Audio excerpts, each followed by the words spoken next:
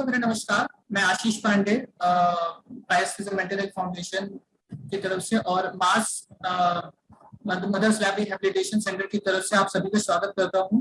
आज हम लोग जो टॉपिक पे जिस पे चर्चा करने वाले हैं वो है सुसाइड प्रिवेंशन एंड इसमें क्या फैक्टर्स रहते हैं, क्यों ये आज एक ऐसी प्रॉब्लम बनता जा रहा है। लगभग अगर हम एक रेशियो देखें तो साल में लगभग 1.5 से 2 लाख मौतें सुसाइड की वजह से होती हैं। और जैसा कि इस बार का टैगलाइन भी है क्रिएटिंग गुड थ्रू एक्शन, तो हम ऐसे क्या चीजें कर सकते हैं जिससे कि हम सुसाइड को होने से रोक सके और क्या क्या फैक्टर्स इसके लिए रिस्पॉन्सिबल होते हैं। इसी पर चर्चा करने के लिए आज हमारे साथ में पैनल में मौजूद हैं डॉक्टर मनीष निगम, जो कि एक जाने माने न्यूरो साइकियाट्रिस्ट हैं, कानपुर से बिलोंग करते हैं और कानपुर एरिया और आसपास के एरिया में सर की बहुत अच्छी ख्याति है इस फील्ड में, स्पेशली साइकियाट्रिक इलनेसेस में। और सर इस फील्ड में काफी समय से काम कर रहे हैं। इनके साथ साथ हमारे साथ में है डॉक्टर कुमुद श्रीवास्तव, जो कि डायरेक्टर हैं वेलनेस सेंटर की लखनऊ से। She is a very senior psychologist, counsellor as well as mentor. And doctor Jagriti Singh, director mass group की, जो कि चाइल्ड मल्टी रिहैब एक्सपर्ट है। तो ये हमारा एक्सपर्ट पैनल है जो हमारे साथ में आज इस टॉपिक पे डिस्कशन करने वाला है। तो सबसे पहले मैं आमंत्रित करना चाहूंगा डॉक्टर मनीष निगम सर को कि सर आप ऑनलाइन मंच संभालें और अपने वैल्यूएबल इनपुट्स दें हमें। नमस्कार, धन्यवाद आपने हमको इनवाइट किया। आज गणेश चतुर्थी भी है और गणपति कोई भी अच्छे काम के लिए हमारे जो भगवान है, हर अच्छे काम के लिए हम लोग गणपति जी का ही संबोधन करते हैं, उनकी आराधना करते हैं। तो उन्हीं का नाम लेकर मैं कुछ चीजें बताना चाहता हूँ। सबको मानसिक रोग के बारे में बहुत कुछ मालूम है, मनोवैज्ञानिक समस्याएं बहुत मालूम है। आजकल का कोविड टाइम में बहुत ज्यादा डिप्रेशन, उलझन, घबराहट, अनसर्टेनिटी, एंजाइटी बढ़ती जा रही है, क्योंकि हम लोग को मालूम ही नहीं है कि कब लॉकडाउन हो जाए, कब हम लोग को मना कर दिया जाए, बाहर मत निकलो, लॉकडाउन का टाइमिंग है। यही नहीं पता है कि वायरस किस शेप में लेगा। ये चाइनीज जो कोरोना वायरस है उसका क्या एग्जैक्ट ट्रीटमेंट है हम लोग को मालूम नहीं। Prevention is better than cure. तो इस समय बहुत ज्यादा डिप्रेशन भी बढ़ रहा है, बहुत ज्यादा एंजाइटी बढ़ रही है, लोगों को काम करने में दिक्कत है। ज्यादातर लोग जो सेल्फ एम्प्लॉयड हैं उनमें भी बहुत ज्यादा परेशानी है।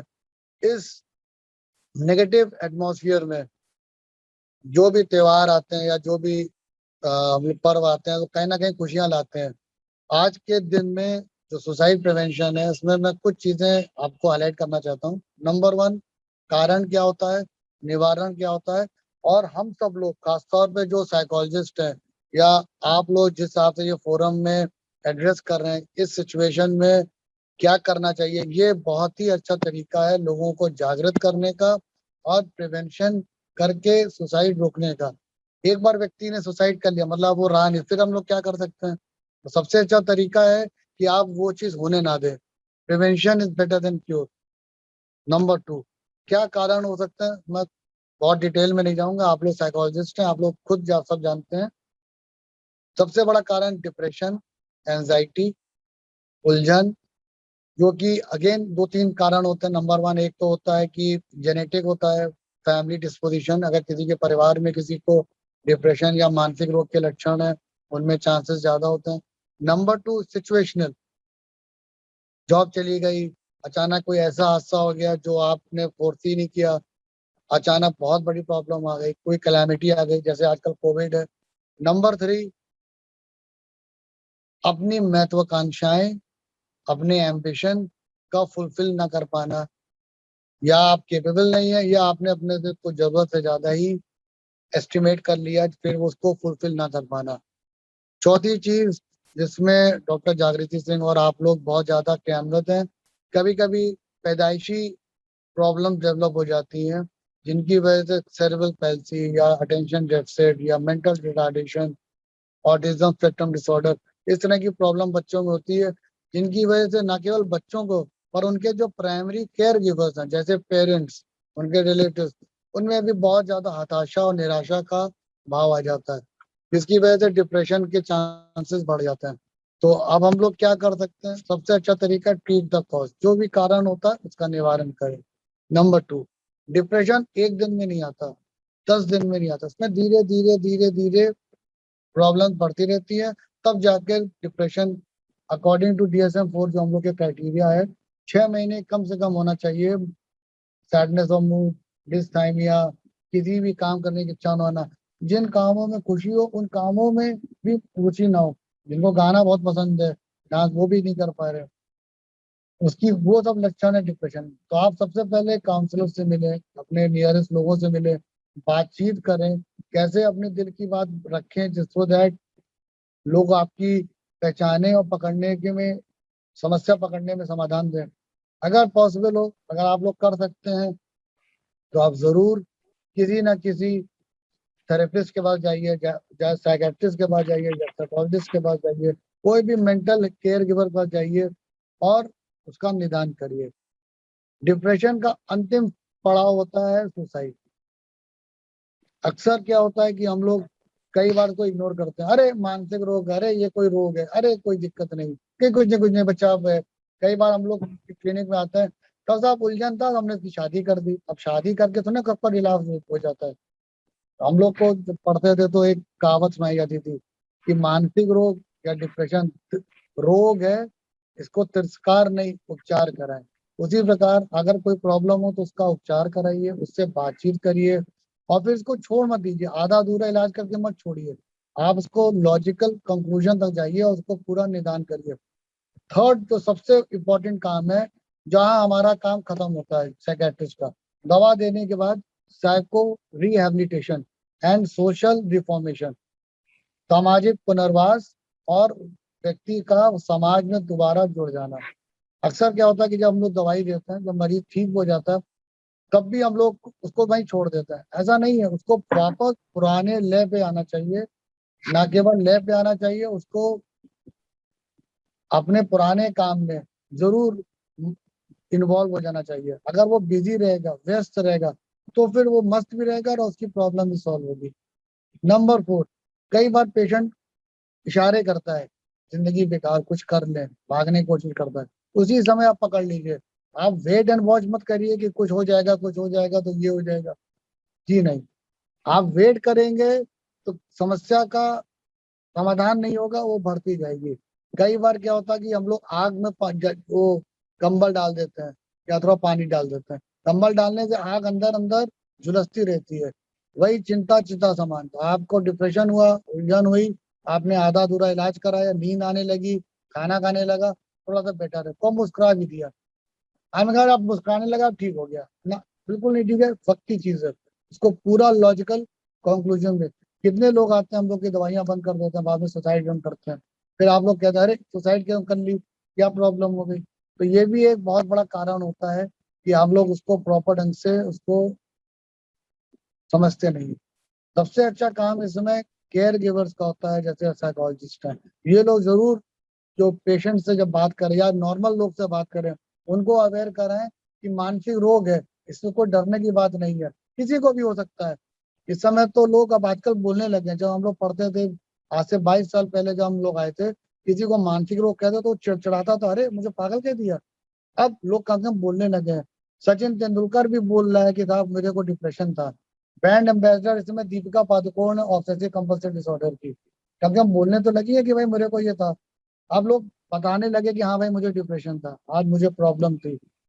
बहुत सारी लोगों पे ये प्रॉब्लम आ रही है। इसको कोई कमी, इसको कोई सोशल फोबिया ना समझे, इसको एक बीमारी समझे और उसी में के तहत छोटे छोटे काम करिए। पेशेंट से बातचीत करिए, अकेलेपन में बात करिए, समझने की कोशिश करिए, टाइम दीजिए।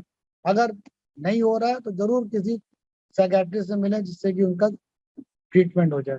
तो ये छोटी चीजों का ध्यान रखिएगा और मेरे ख्याल से ये कुछ छोटे छोटे पॉइंट्स हैं जो आप लोग फॉलो करें तो बिल्कुल इसका निदान भी हो जाएगा। सुसाइड को जरूर प्रिवेंट करें, क्योंकि मानसिक रोग रोग है, ये कोई ऊपरी चक्कर नीची चक्कर, किसी का कर्ज किसी ने करा दिया, ये नहीं है। का ट्रीटमेंट कराइए, ट्रीटमेंट का फायदा होगा। ठीक है, इसी के साथ में मैं चाहूंगा कि आप लोग को वापस आपको मैं वो दूं और प्रश्नोत्तरी में फिर हम जुड़ना चाहेंगे। श्योर सर, बहुत बहुत धन्यवाद, आपने इतने वैल्यूबल इनपुट्स अपने शेयर किए। और जब लास्ट में हम लोग Q&A लेंगे तो उसमें जो भी यूजर से क्वेश्चन होंगे उनको हम लोग आपसे डिस्कस करेंगे। जी जी। अब मैं बुलाना चाहूंगा डॉक्टर कुमुद मैम को कि मैम प्लीज आप अपना माइक संभालें और हम लोगों का मार्गदर्शन करें।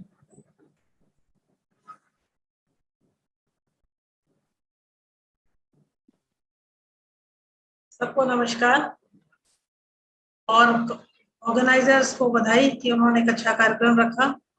सर ने ठीक कहा कि सबसे पहला जरूरी है अवेयरनेस, और उतना ही जरूरी है कि कोई भी रोग आए उसका निवारण किया जाए। सुसाइड प्रिवेंशन डे आता है तो कुछ धक धक ज्यादा सी होने लगती है, क्योंकि वो सारे आंकड़े आपकी आंखों के सामने से निकलने लगते हैं जो हम लोग अखबारों में या दूसरे न्यूज के थ्रू जानते हैं। और उनके नंबर्स देखिए कि हर 8 मिनट पे एक सुसाइड है, या बड़े बड़े फिगर्स जब निकल के आते हैं, चाहे वो कोई भी कंट्री हो, कोई भी कंटिनेंट हो, वो इतने लंबे लंबे फिगर में निकल के आने लगते हैं कि घबराहट सी होने लगती है। और जिंदगी बहुत खूबसूरत है, बेमिसाल है, प्रीशियस है, और ये हमारी खुशकिस्मती है कि हमने मानव जीवन पाया, तो सिर्फ लेने का नहीं, देने का भी। और जैसा कि आज हम लोग परिचर्चा करते हैं कि मानसिक रोगों से लड़ते रहें, जूझते रहें, जीतते जाएंगे। ये भी सत्य है कि जो भी कोई समस्या है उसके समाधान जरूर होते हैं, लेकिन अगर हम अपने बंद कमरों में मानसिक रोग से संबंधित चीजों को, चाहे वो मनोविकार हो, मनोरोग हो, या मनोविकृतियां हो, डिसऑर्डर्स हो, इलनेस हो, या कोई भी ऐसे पेशेंट्स हो, कोई भी मेंटल हेल्थ से रिलेटेड इश्यूज हो, अगर उनको बंद कमरों में ही चर्चा करते रह जाएंगे तो हम इसी स्टिग्मा के साथ में इन्हीं आंकड़ों को बढ़ाते चले जाएंगे। सभी समस्याओं के समाधान होते हैं, इसका भी समाधान है, लेकिन हमारे लिए ये बहुत जरूरी है कि हम जो बंद कमरों में परिचर्चा कर रहे हैं उसको ड्राइंग रूम्स में करें और चबूतरों पे करें, ताकि समस्याओं के समाधान मिले, मनोरोगों से छुट्टी मिले, और हर कोई जीवन में वो सारा कुछ करे जो उसके अंदर काबिलियत है, जो उसका उद्देश्य है, और जिससे वो अपना ही नहीं, परिवार का ही नहीं, अपनी सोसाइटी के लिए भी कुछ दे। लोग इसकी बात ना करें कि सुसाइड प्रिवेंशन, ये हम लोग के डिस्कशन में सुसाइड वर्ड ही नहीं आएगा। हम तो ये बात करते हैं, जिंदगी जीने का नाम है, जिंदगी चलती रहती है, जिंदगी में उतार चढ़ाव आते ही हैं। इतना बड़ा पैंडेमिक हम सब ने इतने करीब से, इतने दुखदायी परिणामों के साथ देखा है, झेला है, आगे निकल रहे हैं। और ऐसे में यहाँ सबसे बड़ी आवश्यकता जो निकल कर आती है वो आती है कि हमारे अंदर शारीरिक रोग प्रतिरोधक क्षमता के साथ साथ मानसिक रोग प्रतिरोधक क्षमता का भी विकास हो। लोग उसको समझें, उसको अपनाएं और उसको स्ट्रेंथन करें। We discuss about psychological immune system PIS, जो कि हमें दो तरह से हेल्प करता है। मानसिक रोगों से लड़ने की शक्ति देता है, उनसे हमारे नुकसान को बचाता है, उनके सॉल्यूशन ढूंढता है, और साथ साथ में उन शारीरिक रोगों से भी बचाता है जिनको हम साइकोसोमेटिक कहते हैं, मनोशारीरिक रोगों से भी। सो अगर हम लोग साइकोलॉजिकल इम्यून सिस्टम पे थोड़ा सा फोकस करें और उसको समझें, उसको एडॉप्ट करें, उसको स्ट्रेंथन करें, अपने विचारों को खुलकर कहें, और कभी भी कुछ भी निराशा के साथ छोड़े नहीं। Never give anything, don't give anything, there are so many ways for everything. और इसी के साथ मैं थोड़ा सा विराम लूंगी और परिचर्चा को आशीष आगे बढ़ाइए। लोगों के जो सवाल होंगे हम लोग चर्चा करेंगे।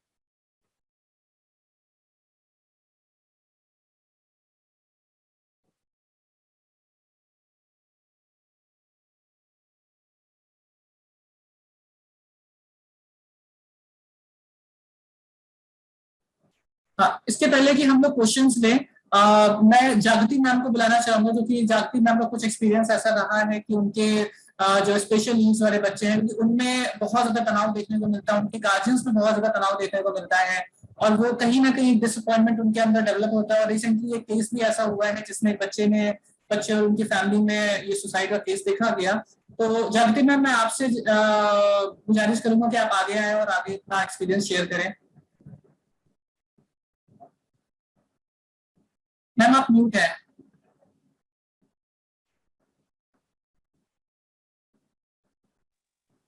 मुझे जब आशीष जी ने बताया कि आज हम लोग ऐसा एंटी सुसाइड प्रिवेंशन डे पे हम लोग ऐसे परिचर्चा करेंगे, तो मुझे लगा कि नहीं, बहुत ज़रूरी है ये, क्योंकि इसके करीब 1 साल पहले हम लोगों से ये चूक हुई। और मुझे लगता है कि कोई भी रिहैबिलिटेशन सेंटर या कोई भी इस तरह जो समाज के लिए काम कर रहे हैं, उनको इस तरह से काम करते रहना चाहिए। क्योंकि मैं डिसेबिलिटी फील्ड में काम करती हूँ, अपने जो दिव्यांग बच्चे हैं, तो किसी घर में यदि हम सभी जानते हैं कि कोई माता पिता है, उनका पहले अभी भी शादी हुई और अचानक और 1-2 साल में उनका बच्चा हुआ, और वो अगर वो हाई रिस्क बेबी है या उनको पता चल जाता है कि हमारे बच्चे को ऐसी समस्या है, तो ये बहुत बड़ा उनके लिए शॉकिंग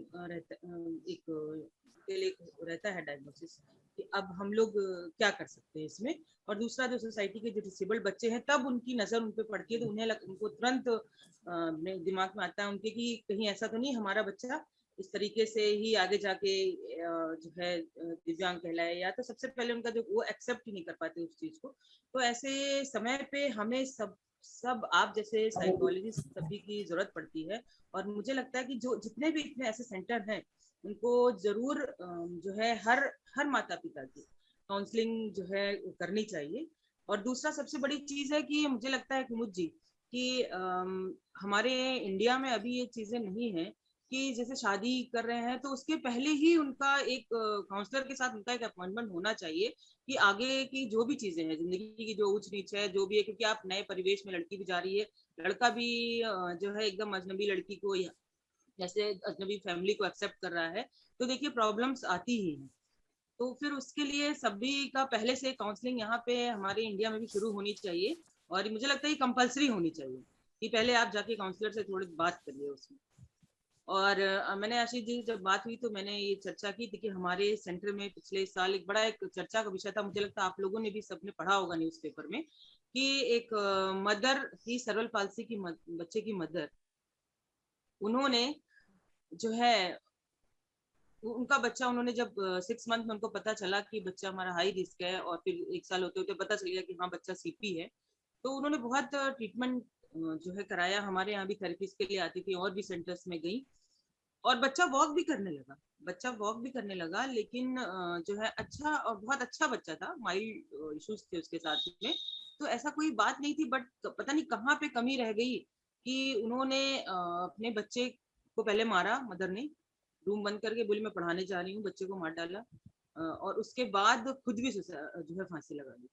तो ये इतना बड़ा छोटा सा 3 साल का बच्चा, और इतना बड़ा ये न्यूज था एक कानपुर का, पूरी मीडिया में भी जो है जो हिंदुस्तान न्यूज के मीडिया थे, जो संपादक जी, उन्होंने भी मुझसे बात की इस बारे में कि मैम कुछ जानती हैं आप इसके विषय, मुझे जानना है। ऐसा तो नहीं कि बच्चे को मारा गया, लेकिन मुझे लगता है कहीं ना कहीं वो धीरे धीरे अपने बच्चे की तुलना दूसरों से कर करके, और फैमिली के बच्चे थे उनसे कर करके वो धीरे धीरे डिप्रेशन में चली गई। और दूसरा, कई बार ऐसा होता है कि फैमिली का सपोर्ट ना मिलना भी कहीं ना कहीं मदर को, जो मदर उससे टूट जाती है, तो वो अकेले फाइट नहीं कर पाती, तो शायद उसने एक कदम उठाया। लेकिन उसने जो कदम उठाया वो तो हम लोगों के लिए था ही दुख की बात, लेकिन कहीं ना कहीं ये हमारी सबकी भी कमी थी, उनके फैमिली के जो एल्डर्स हैं उनकी कमी थी, हमारी भी कमी थी कि हम लोग उनकी जो प्रॉब्लम थी उसको, कि वो धीरे धीरे अंदर से परेशान है, उसको पकड़ नहीं पाए। तो इस पे मैं मनीष सर से और कुमुद मैम से मैं चाहूंगी कि मनीष सर से थोड़ा सा एक बार चर्चा इस पे भी करें कि जो चीजें मैंने बताई कि इंडिया में ऐसे काउंसलिंग के लिए होना चाहिए कि लोग कैसे, बच्चे जो है आजकल के हैं वो मतलब कैसे अपनी नई सिचुएशंस को जो है एक्सेप्ट करें, नई प्रॉब्लम्स को कैसे उससे बाहर निकले। तो मैं मनीष सर से जानना चाहूंगी, सर एक बार अगर इस पे जो है आप थोड़ा सा प्रकाश डालें।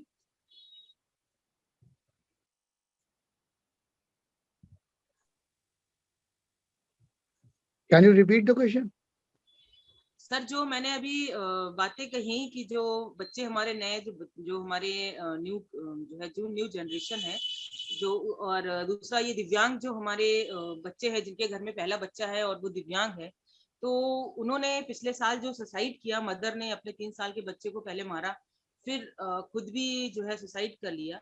तो ये कहीं ना कहीं सर हमारी कमी मुझे लगता है, या उनकी फैमिली के एल्डर्स उनकी कमी है, साथ साथ हमारी सोसाइटी की भी जो है कमी है, उनके साथ जो जुड़े हैं डॉक्टर्स, काउंसलर्स, सब कहीं ना कहीं हम लोगों की कमी उसमें निकल के आती कि कैसे सबके होते हुए और वो मदर ने सुसाइड किया, ताकि आगे ये चीजें ना हो, कैसे हम लोग उनके साथ में कैसे फाइट जो है कर सकते हैं इन प्रॉब्लम से। तो सर मैं यही देखिए, ये जानना 2 पॉइंट मैं बोलना चाहूंगा, 2 पॉइंट्स। नंबर 1, द बेस्ट, हम लोग का ये लिखा हुआ है, the best psychiatrist, the best mental hygiene and mental health worker 100% suicide रोक नहीं सकता, हम लोग प्रिवेंट कर सकते हैं। नंबर 1। नंबर 2, जिस पर्टिकुलर केस की बात आप कर रही हैं, it is a very common thing. क्यों अवेयरनेस इतनी आ रही है? क्यों मोदी जी ने विकलांग को दिव्यांग बना दिया? ये शब्द का चेंज सिर्फ शब्दों का चेंज नहीं है, ये मेंटालिटी का चेंज है। क्यों हम लोग को परफेक्ट चीजें नहीं बनाई जाती हैं? आप कहीं ना कहीं देखिएगा, ये जितनी भी टाइप ए पर्सनैलिटी है, सबसे ज्यादा इसमें सुसाइड और ऑब्सेशन और मेंटल डिसऑर्डर्स उसमें कॉमन होते हैं। हम लोग इतना ज्यादा परफेक्शन पे जा रहे हैं। आप दिव्यांगों की बात छोड़िए, कितने घर के लोग होते हैं, जैसे अगर हमारे पास बच्चे आते हैं, कई बार मुझे माता पिता को समझाना पड़ता है, भाई तुम्हारा बच्चा नॉर्मल है, तुम लोग उसको एबनॉर्मल बना रहे हो। हम लोग इतना ज्यादा परफेक्शन पे जा रहे हैं कि हमारा बच्चा एक मिक्सचर बने, सचिन तेंदुलकर के, एक शाहरुख खान के, एक फलाना के, मतलब वो खेलने में भी अच्छा हो, पढ़ाई भी बहुत अच्छा करे, डांस भी बहुत अच्छा करे। तो प्रॉब्लम है कि हम लोग का परसेप्शन ही चेंज हो गया है।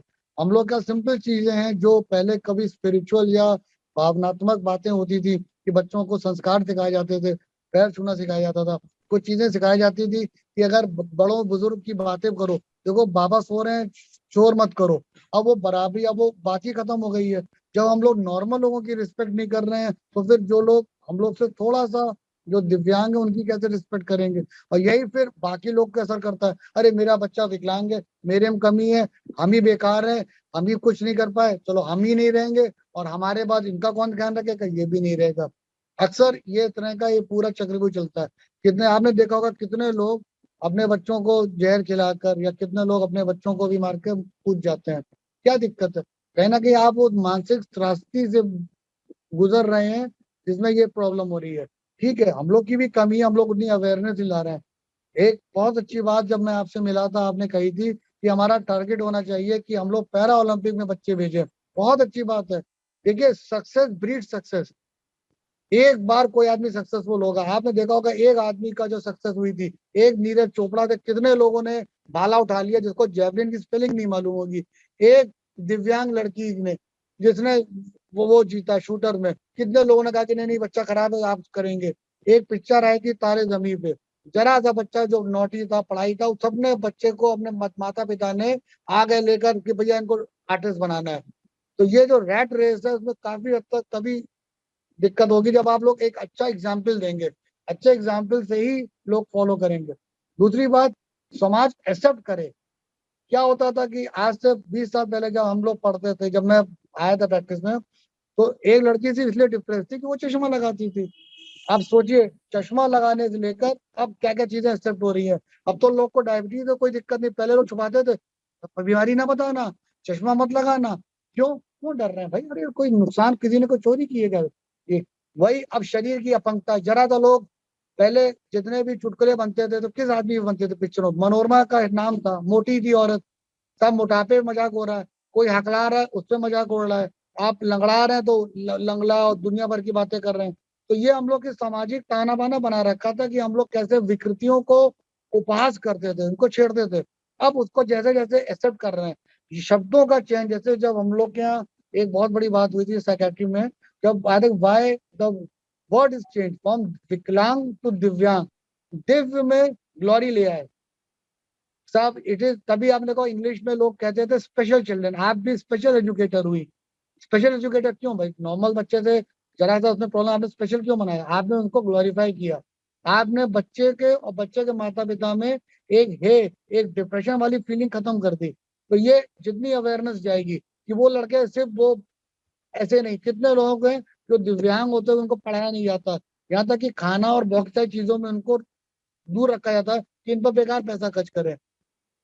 ये अवेयरनेस जैसे जैसे समाज में आप जुड़ेंगी, जैसे जैसे उसमें कहीं ना कहीं आप सोशल और इकोनॉमिकल, सबसे इंपॉर्टेंट चीज इकोनॉमिकल, अगर वो बच्चा जिसको पैर खराब है, कुछ खराब है, अगर वो कुछ 4 पैसे कमाने लगेगा, इज्जत बढ़ जाएगी। क्यों? क्योंकि वो सेल्फ सफिशिएंट हो गया। उसी प्रकार हम लोग, ये काम आपका है, हम लोग का है, और फिर हम लोग से समाज को भी ये होगा कैसे हम लोग इन सब चीजों को, इन मूल्यों को समाज में इनकॉर्पोरेट करें। क्यों हम लोग हर एक का, हमेशा हर आदमी को सुपर स्मार्ट और वो क्या नाम है बिल्कुल हीरो बन के ही ग्लोरीफाई करें।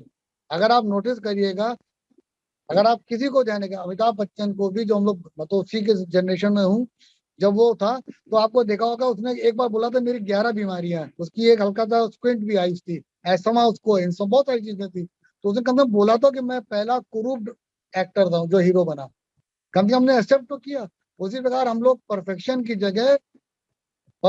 जगह हम लोग पार्टिसिपेशन और एसिमिलेशन, मतलब समाज में पुनर्वास, उसके लिए ज्यादा जाए कि भाई ये भी कुछ अपना कंट्रीब्यूट कर सकता है। हम लोग के टेक्स्ट में, रामायण में सबसे बड़ा कंट्रीब्यूशन क्या था? गिलहरी जो थी, जब राम सेतु बन रहा था तो वो समुन्द्र की रेत में लिपट के वो पानी में कूदती थी, जिससे कि वो वहां पे रेत का वो बनाए, पुल बनाए। तो कम से कम वो भी तो अपना वो काम कर रही थी, वो पत्थर नहीं उठा पा रही। तो ये तो आपके ऊपर है कि आप उन दिव्यांगों को कैसे प्रेरित करें, उनके माता पिता को प्रेरित करें।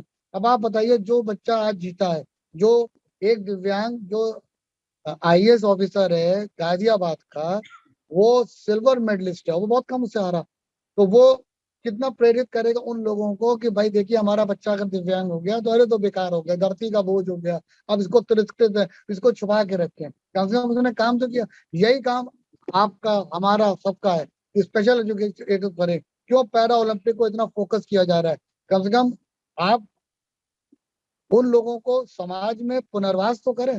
समाज का पुनर्वास करना ही तो बहुत बड़ी बात है। माता पिता ने तो रो धो कर मान लिया भाई ये तो मेरा बच्चा है। कहते नहीं है कि घी का लड्डू टेढ़ा मेढ़ा भी होगा तो अपना होगा, तो भाई जैसा भी है तो हम लोग को एक्सेप्ट करना ही पड़ेगा कि मेरा बच्चा है। लेकिन उस बच्चे को समाज में कैसे लाएं, क्या जरूरत है कि करेंगे हम लोग के यहाँ भी। अब स्कूल्स में भी देखिए, ये सब चीजें हम लोग को स्कूल लेवल पे बताना, स्पेशली जो साइकोलॉजिस्ट हैं, आप लोग स्कूल्स में जरूर जाइए, उन टीचर को डांट लगाइए। क्या करते हैं, जो जितने अच्छे अच्छे बच्चे होते हैं कोचिंग में भी पहले टेस्ट ले लेते हैं, तो आप अच्छे बच्चे हैं उनको सिलेक्ट करते हैं, फिर बाकी को भी सिलेक्ट करते हैं क्योंकि पैसे तो नहीं चाहते हैं, फिर उनको सेकंड ग्रुप में डालते हैं। अरे अगर इंटेलिजेंट लड़के कोई आपने सिलेक्ट करके डॉक्टर बना रहा है तो फिर तुम्हें आपका क्या कंट्रीब्यूशन तो वो है जो 55% नंबर लेकर आएगा, उसको डॉक्टर बनाया आपने। जो दिव्यांग है उसको आपने एक्सेल बनाया, बहुत बड़ी बात है कि जो भैया वैसे ही टैलेंटेड है, भगवान ने सारे गुण दे रखे हैं, वो तो ये तो आपको देखना पड़ेगा। तो इसीलिए हम तो ये मानना चाहते हैं कि इस तरह के जो फोरम्स होते हैं उसमें आप लोग को बहुत ज्यादा बढ़ चढ़ के पार्टिसिपेट करना चाहिए। और ये बताना चाहिए। चौथी बात, एक बहुत अच्छी बात, जब कुमुद जी बात कर रही थी तो मेरे को बड़ी एक बात अच्छी लगी, हम लोग को महिमा मंडित, ग्लोरीफाई नहीं करना चाहिए सोसाइटी को। हमें याद है जब आज से 22 साल पहले कानपुर की एक सबसे खराब घटना हुई थी, 3 लड़कियों ने फांसी के फंदे में सुसाइड किया था। मैं जिस दिन एंटर किया था मेरे शायद 1 हफ्ते के अंदर ये कांड हुआ था कानपुर में। तो लोगों ने सीधे बढ़ो, चलो चल के जाओ आराम से, वेरी गुड, चलो वेरी गुड, ऐसे चल के जाइए। ये देखिए, this is a typical case of depression, he is having some problem. इसको पहले डिप्रेशन के लिए इसको पहले सीटी कराया गया, दौरे पड़ गए, ये पड़ गए। See now see I just shouted you will go with the fountain. Again अब मैंने क्या किया, उसको कहीं ना कहीं मैं चला के उसको प्रेरित किया। ठीक है, this is a very normal case. अब आप इसको क्या कर सकते हैं, मैं इसको एडमिट कर सकता हूँ, मैं एपिलेप्सी से लेकर सारी जांचें भी करा सकता हूँ। मैं जानता हूँ कि इसको सीधा सीधा डिप्रेशन है, एंड अभी मेरी साइकोलॉजिस्ट ने हिस्ट्री ली है, there is a broken love affair. अब ये क्या करेगा, आप हीरो बनने के लिए कुछ भी कर सकता है। अगेन तो इसमें क्या काम हो सकता है, सबसे पहले आप लोग, जैसे मैं सॉरी मैं पदभ्रष्ट हो गया क्योंकि मैं क्लिनिक भी चल रही थी। सबसे बड़ी बात है, आपको ग्लोरीफाई नहीं करना चाहिए इनको, आप बताइए। तभी पहले इसको डिक्रिमिनलाइज किया गया सुसाइड को, बाद में वापस क्रिमिनलाइज कर दिया गया। इसलिए क्रिमिनलाइज किया गया कि भाई जिसको देखो आजकल मैगी सिंड्रोम है, 2 मिनट में मुझे सक्सेस मिली। आजकल डायलॉग भी हो गया, तू नहीं मिली तो मैं जोगी बन जाऊंगा, तुम डार्लिंग उधर आ जाना है तो गोली मार दूंगा। मतलब क्या चाहते हैं आप, मतलब व्हाट इज दिस, आपकी मेंटालिटी क्या बना रहे हैं। उसी प्रकार हर आदमी चाहता है कि हम 2 घंटे पढ़ेंगे, 10 घंटे पढ़ेंगे, का सिलेक्शन हो जाना चाहिए। हम लोग जो 18 घंटे पढ़ते थे 6-6 महीने साल भर सिर्फ एमटी क्वालिफाई करने के लिए, वो कुछ भी नहीं, आप 4 घंटे में हीरो बन रहे हैं। तो वही चीज आजकल हो रही है कि लोगों को धैर्य की कमी है, और यही चीज तभी सुसाइड, अब सुसाइड जो आपने बोला कि बोलना नहीं चाहिए, बिल्कुल सही, अब दोनों तरह से यूज हो रहा है। लोग भयादोन, बच्चे भयादोन भी कर रहे हैं, आजकल के बच्चे बड़े इंटेलिजेंट है। अब ये मैं आपको एग्जाम्पल, 17 ईयर्स का, ही ब्लैकमेलिंग, टिपिकल, वो मैं तोरा आ रहा, मैं मर जाऊंगा, वो अब मुझे मालूम है क्यों मर जाओगे, पढ़ाई कर नहीं रहे हो, आपको गर्लफ्रेंड बना, तो माता पिता भी डरते हैं। अब वो बेचारे, उनके 2 बच्चे होते हैं बेचारे, उनको भी चाहते हैं कि किसी तरह उनके बच्चे ठीक ठाक हो जाए। तो अब यही चीज है, यहाँ पे आप लोग का काम है कि टू शुड आइसोलेट कि भाई कौन सा प्रॉपर पेशेंट है, साइकेट्रिक डिसऑर्डर है, और कहाँ पे साइकोलॉजिकल प्रॉब्लम है। ये अंतर बहुत इंपॉर्टेंट है। और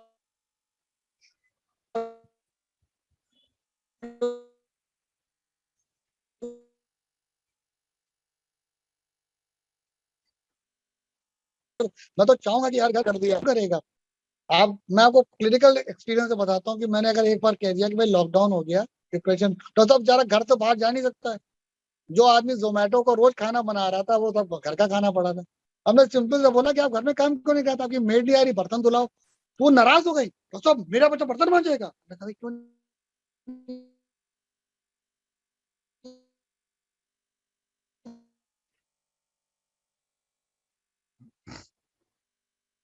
मांजेगा। मैंने कहा छोटी छोटी चीजों को आप अगर अवेयर कराएंगे, आप तभी तो इज्जत करेंगे। आप अपनी पत्नी की इज्जत तभी करेंगे। एक दिन आपने पूजा कर लिया, हाँ साहब मम्मी की, वो मम्मी डे बना दिया, अरे आप रोज इज्जत करिए ना।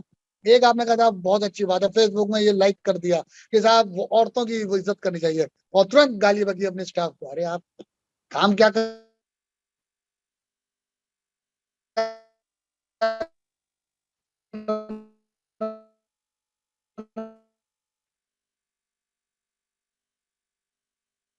हैं? वही छोटी छोटी चीजें आपको कमजोरी, कायरता वाला काम है। कई बार लोग इतने का मरने चले गए, आप ऐसी बात कर रहे हैं, जल के देखिए। हमने कहा भाई हम पढ़ के देखेंगे, हम जल क्यों देखें। तो ये तो आपको बताना होगा ना। तो ये आज के दिन में ये जरूर काम है कि इसको बिल्कुल नहीं बोलना चाहिए, इसको ग्लोरीफाई नहीं करना चाहिए, इसको डिमीन करना चाहिए। जी।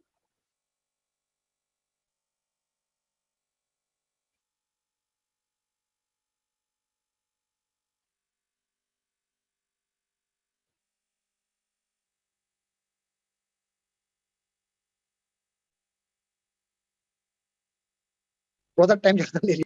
हेलो, सर थोड़ा वॉइस नेटवर्क वॉइस आ रही है मेरी? सर अब आ रही है। जी सॉरी, बीच में मैंने जो थोड़ा सा बोला था, आपने सुना था? हाँ सर सुना था, अभी इधर थोड़ा सा 1-2 सेकंड पहले कुछ बंद हो गया था आवाज। जी जी सॉरी।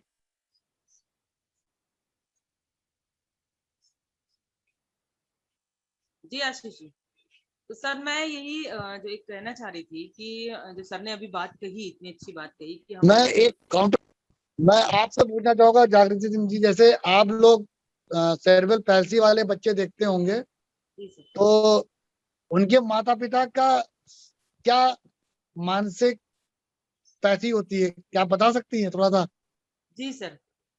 सर जो बच्चे, जो हमारे सीपी बच्चे के पेरेंट्स होते हैं, वो सबसे पहले जो है वो यही चाहते हैं, सबसे पहले उनका क्वेश्चन एक ही होता है कि वो चलेगा कि नहीं चलेगा। तो अब सेरेब्रल पाल्सी है तो दैट मीन्स कि कहीं ना कहीं तो सर कमी वो रहेगी ही।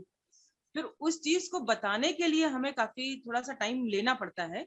हम इमीडिएट, मैं नहीं कहती हूँ कि हाँ नहीं चलेगा, या हम नहीं कह सकते कि वो सीधे नॉर्मल के लिए पूछते हैं नॉर्मल होगा कि नहीं पूरा। अगर हमको 1% आपने इमीडिएट हमने कहा कि नहीं, ये हम नहीं कह सकते कि सीपी बच्चा, और जबकि इंटरनेट इतना है, वो भी खूब स्टडी करते हैं, बट वो अपने डॉक्टर से जानना चाहते हैं कि चलेगा कि नहीं, तो सर उनकी मानसिक स्थिति ये रहती ही है कि वो सबसे पहले नॉर्मल की ही बात करते हैं।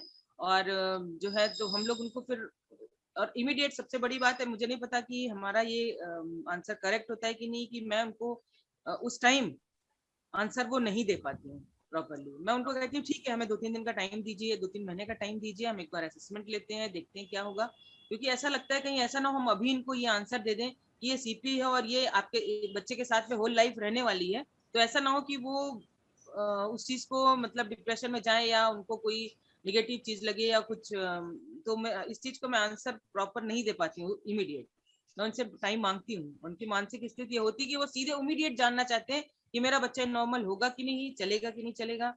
तो मैं उनसे मैम जो है कुमुद मैम, मैं उनसे टाइम मांगती हूँ कि मुझे 2-3 महीने का टाइम दीजिए, ताकि धीरे धीरे मैं उनको ये जो है एक्सेप्ट करा सकूं कि नहीं, ये बच्चा सुखी है और ये आपके साथ होल लाइफ सर्वल पाल्सी जो प्रॉब्लम है उसकी रहने वाली है। तो मैम मैं इस पे जानना, सर से भी जानना चाहूंगी, आपसे भी, कि क्या हम सही करते हैं या हमें और क्या आंसर देना चाहिए कुमुद ma'am.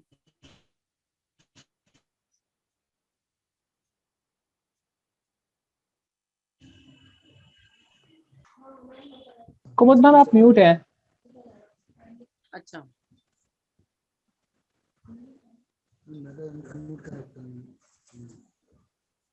Thank you Manish sir, आपने मेरी बात को समझा।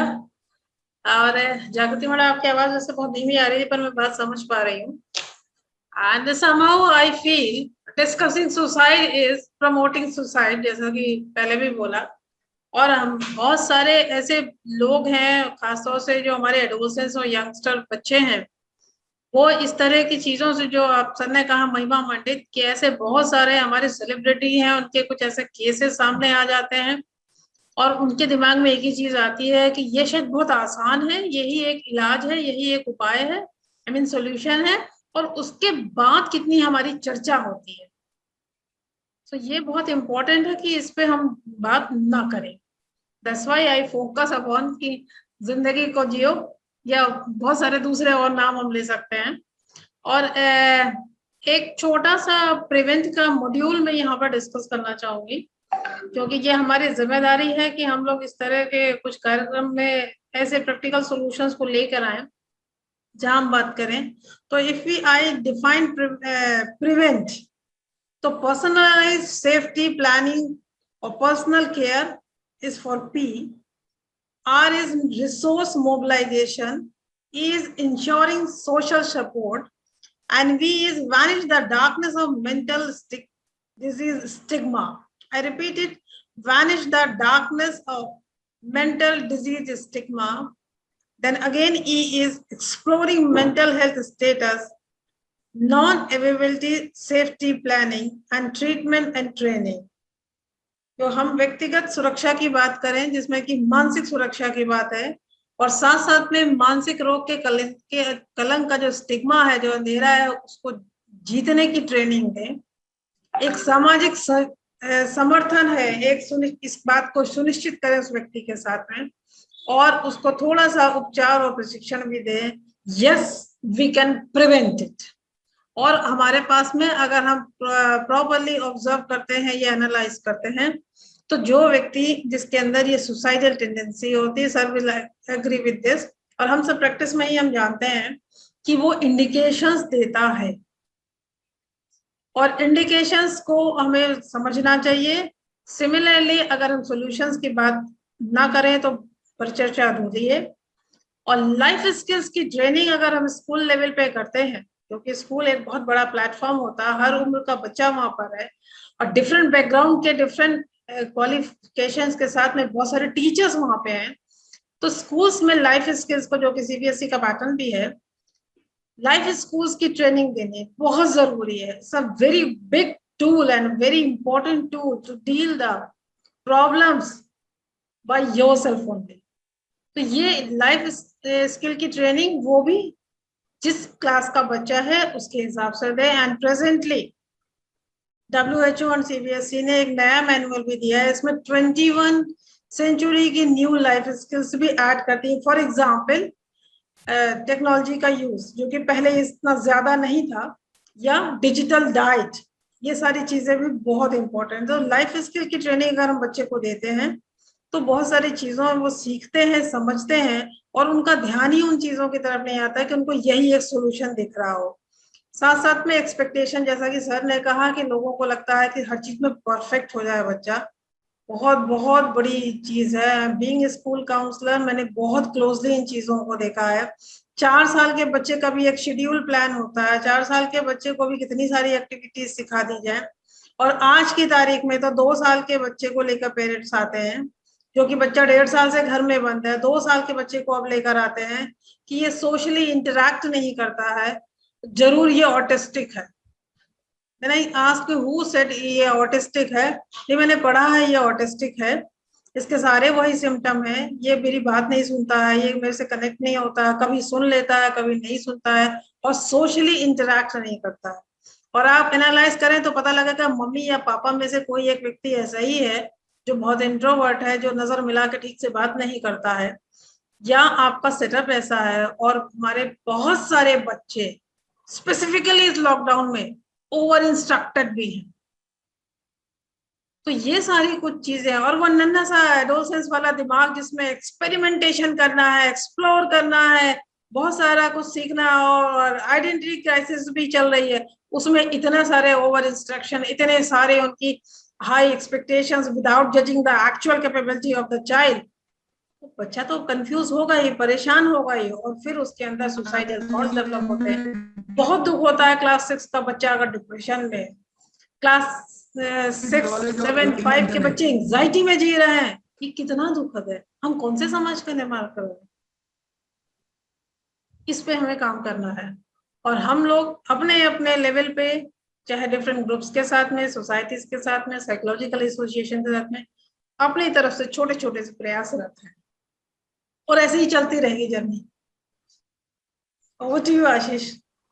मैम, जैसे अभी जागृति मैम ने भी एक क्वेश्चन पॉइंट रखा था, और अभी मनीष निगम सर ने भी एक पॉइंट रखा कि जो बच्चे सीपी के हैं, तो गार्जियन जैसे क्वेश्चंस रेज करते हैं कि उनका बच्चा कैसे, कब तक उसमें इम्प्रूवमेंट आ जाएगा। तो जैसे मैम का भी क्वेश्चन था कि उनको हम क्या आंसर दें, तो इसमें आपके अकॉर्डिंग क्या बेटर प्रोस्पेक्ट्स हो सकते, क्या बेटर कम्युनिकेशन हो सकता है जिससे कि पेरेंट्स की मेंटल स्टेट भी पॉजिटिव रहे, और काउंसलर्स को भी ये ना लगे कि हमने कहीं कुछ हार्श टॉक किया या एक रूड आंसर दिया है, क्योंकि हमें पता है कि उसका ट्रीटमेंट लंबा चलना है।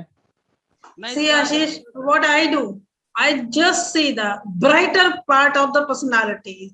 Yes. My line of working is कि जो brighter part है personality का, उसको इतना bright करो कि जो brighter part नहीं है वो धीरे धीरे fed up हो जाए। और हमारे पास में जितने भी पेरेंट्स होते हैं ना, चाहे रेगुलर स्कूल के पेरेंट्स हो, किसी भी क्लास के हो, आप अगर उनसे पूछिए तो उनके पास में बच्चों की कमियों और शिकायतों के ही पिटारे होते हैं। इफ यू से कि what is the strength of your child, तो बहुत सारे लोग अटक जाते हैं, वो बता ही नहीं पाते हैं। हाँ, वो पेरेंट्स के लिए तकलीफदेह बात होती है कि अगर उनके पास में उनके बच्चा उस तरह से नहीं है जैसे सारे और बच्चे हैं, या उनको उस तरह का ज्ञान नहीं है, उनको डर लगता है, उनको सोसाइटी का भी डर लगता है, बच्चे की सेफ्टी सिक्योरिटी का भी डर लगता है, ठीक है। पर हमारे लिए तो इम्पोर्टेंट ये होता है कि हमारे पास जो जैसा कुदरत ने दिया उसमें से हम ब्राइटर पार्ट को ब्राइट करें। और मुझे मालूम है जागृति मैडम भी उसी तरह से काम करती हैं कि जो उस चीज का, जो उस बच्चे की सबसे खूबसूरत चीज है, जो उसका टैलेंट है, जो उसको एक्सप्लोर करके निकालना है, और फिर हम पेरेंट्स के भी टैलेंट को निकालते हैं। मैम, मैं जो अभी मैंने जो बात कही कि मैं उनको आंसर तुरंत देती नहीं हूँ, उसका रीजन है कि हम 2-3 महीने का टाइम उनसे मांगते हैं कि अभी हम समझ नहीं पाए बच्चे को, तो उसके पीछे रीजन होता है कि हम उस 2-3 महीने में जो उसके डेवलपमेंटल एरियाज हैं जो पॉजिटिव, जिसमें वो उसको प्रॉब्लम नहीं है, वो धीरे धीरे रोज उनके मदर के दिमाग में, फादर के दिमाग में डालते हैं। अरे वाह, आपका बच्चे की देखिए अभी से इतना अच्छा स्पीच है, आपका बच्चा तो अच्छा।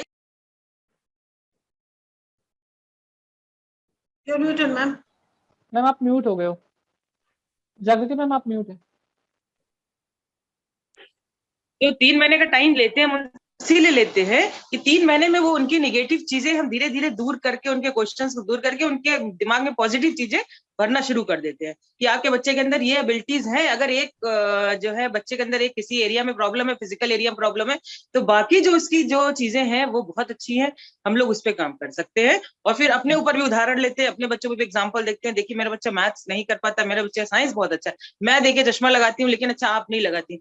तो ये सारी चीजें धीरे धीरे करके वो 3 महीने का जो टाइम मांगते हैं, बस इसीलिए मांगते हैं कि कम से कम इनको हम एक शीशे में उतार पाए कि नहीं, आप जो बच्चे को प्रॉब्लम है उसको आप भूल जाइए, और एग्जाम्पल्स दिखाते हैं धीरे धीरे कि सीपी का बच्चे ने ये कर लिया, और ऑटिज्म का। और सच बात है मैम, ये बीएचयू में पढ़ रहा है सीपी का बच्चा हमारा, और जो है बीबीए कंप्लीट करके बच्चे ने एमबीए कर रहा है। तो ये सब कहीं ना कहीं धीरे धीरे उनको बताना पड़ता है, तो वो एक्सेप्ट करते हैं। बस ये नहीं होता है कि हम उसको जज करेंगे कि हम देखने के लिए, बस ये रहता है कि 3 महीने में उनके माइंड को हम चेंज करके पॉजिटिव की तरफ ले जाए। Yes, exactly. Exactly. We do like this. Yes, Ashish. एक क्वेश्चन आया है डॉक्टर मनीष सर के लिए कि अगर जैसे हम लोग किसी के घर में कोई पर्सन अर्ली आइडेंटिफाई कर लेता है कि इसको रेजिंग थॉट्स आ रहे हैं, सुसाइडल थॉट्स आ रहे हैं और वो एक अलर्ट पॉइंट दे रहा है, तो हम क्या ऐसे इमीडिएट एक्शंस ले सकते हैं, या किसी पर्सन को कोई अगर बहुत ज्यादा सुसाइडल हो रहा है तो क्या इमीडिएट एक्शन हो सकते हैं इसमें, जिससे कि हम उसको उस पर्सन के माइंडसेट को चेंज कर सकें? पहली चीज, अगर किसी को बहुत ज्यादा सुसाइडल है तो भाई he requires treatment. Treatment can be in 2 ways।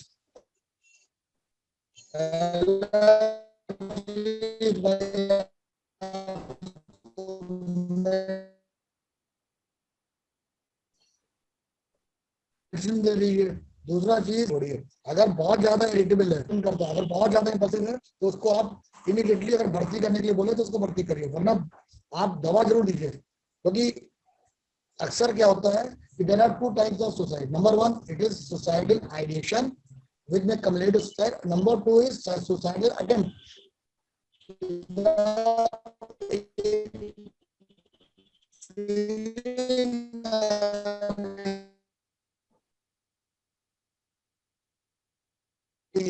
और कई बार वो feelings, but because of this and when I was, हम लोग जब इंटर्नशिप कर रहा था तो कई बार जो बर्न पेशेंट आए थे तो हम लोग को दिया जाता था to take history. 85 to 90% burn patients ने बोला कि डॉक्टर साहब किसी तरह बचा लो, मरना नहीं चाहिए।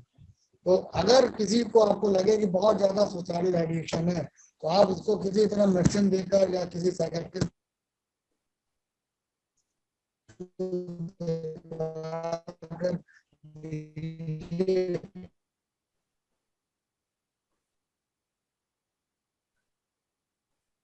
इन केस आप नहीं पहुंच पा रहे हैं तो कम से कम प्रिवेंटिव, और वो फीलिंग में पास छोड़ेंगे तो फिर वो प्रॉब्लम है कि भाई ही में डू इट। तो बेस्ट तरीका है कि you get all of him, have an analysis done on him, then treat according to the diagnosis.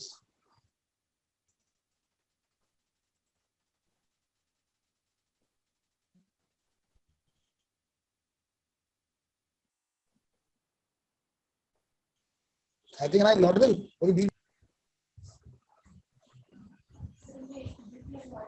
हैं?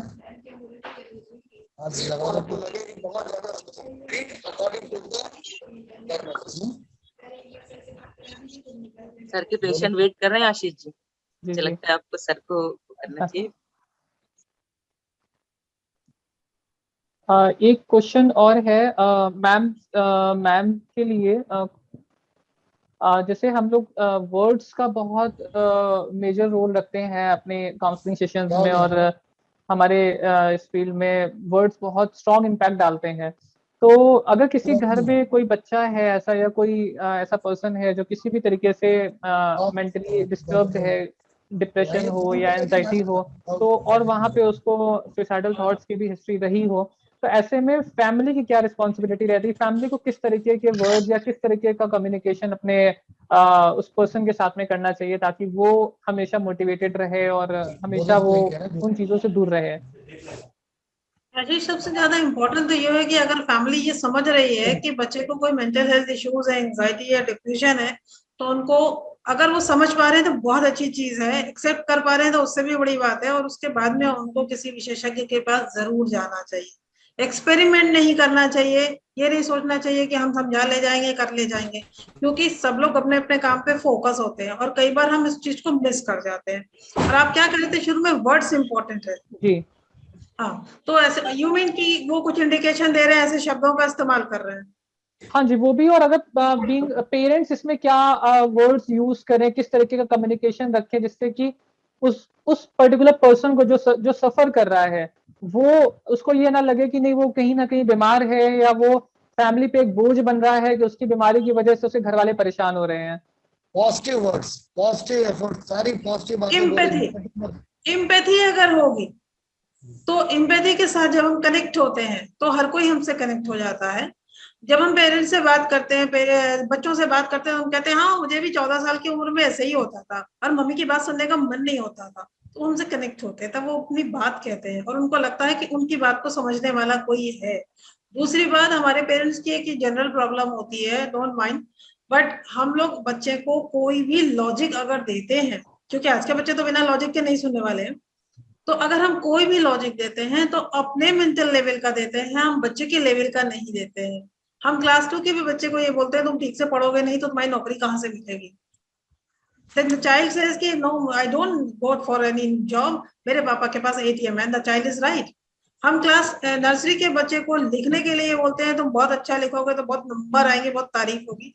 तो sometimes we use to give the logic according to our mental level, जबकि बच्चे को अगर उसके मेंटल लेवल पे empathy के साथ में कोई भी लॉजिक दिया जाए तो बच्चा उसको बहुत अच्छी तरह से एक्सेप्ट करता है और वो फॉलो भी करता है। तो अगर इस तरह की भी कोई चीजें हैं जहां पर हमको कोई नेगेटिविटी दिख रही है या कोई सुसाइडल थॉट शायद डेवलप हो रहे हैं, तो वहां भी एम्पैथी के साथ में जाइए, किसी विशेषज्ञ की सलाह जरूर लीजिए, बच्चे की ब्राइटर पार्ट को एक्सप्लोर कीजिए और उसके अंदर एक छोटी सी क्रिएटिविटी को भी डेवलप कीजिए,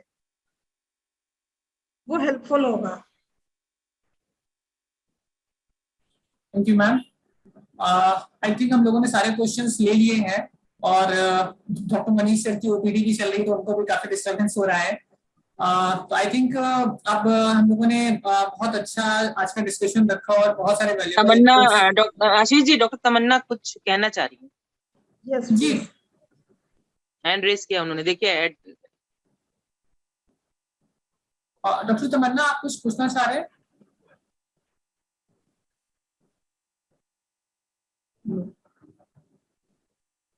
चैट बॉक्स में रिप्लाई आ गया आशीष। जी जी हाँ जी। No sir, no sir. नहीं पूछना है। Okay, so thank you everyone, thank you doctor Manish sir, thank you Kumud ma'am, आप लोगों ने अपने अपने इतने अच्छे वैल्यूएबल इनपुट्स हम लोगों को दिए और आशा करते हैं कि जो भी विजिटर्स, जो भी फैमिली मेंबर्स और जो भी पर्सन इसको देख आशीष रहे जी, हैं। आशीष जी, जी आशीष जी, एक बहुत जरूरी क्वेश्चन जो है छूट गया है और जी। उसको डालिए इस पे कि जब भी कभी मन में ऐसा विचार आए नेगेटिव तो इमीडिएट क्या करना चाहिए?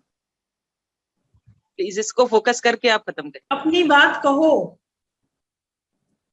अपनी बात कहो, जो भी आपको आपके वेलविशर दिख रहे हो उनसे अपनी बात जरूर कहो और नेवर गिव अप।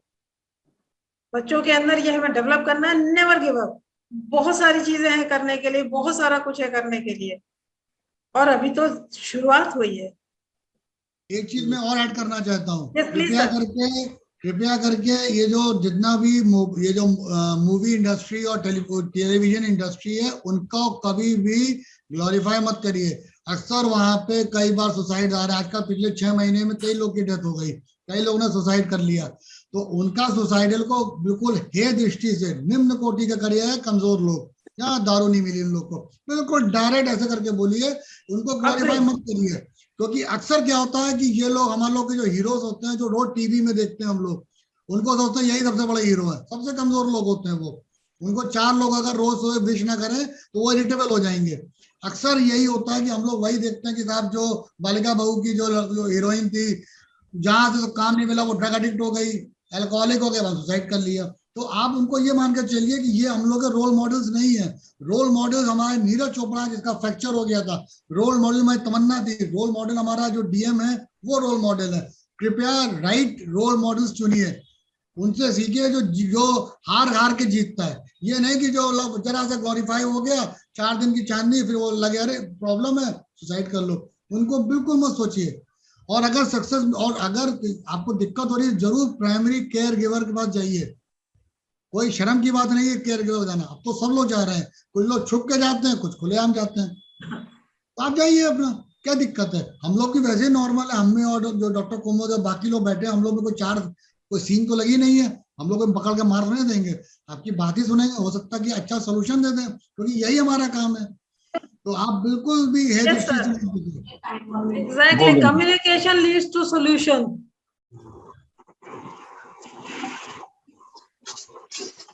जैसे हम लोग 3C की भी बात करते हैं, connect, communicate and care.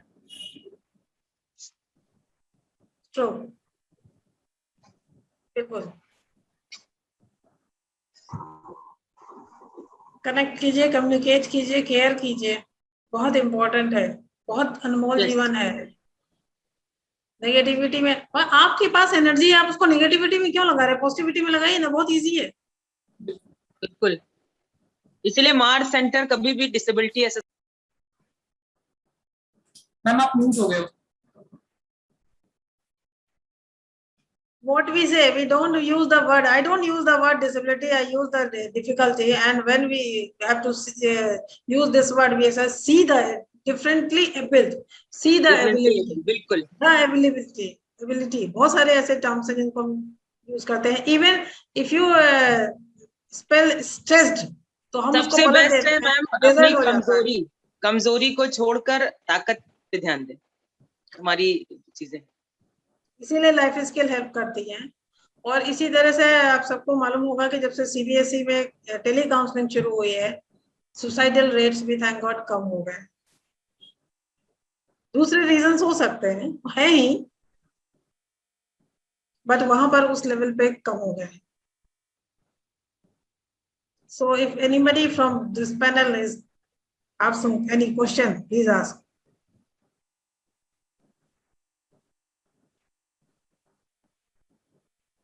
Divya बहुत खामोश है।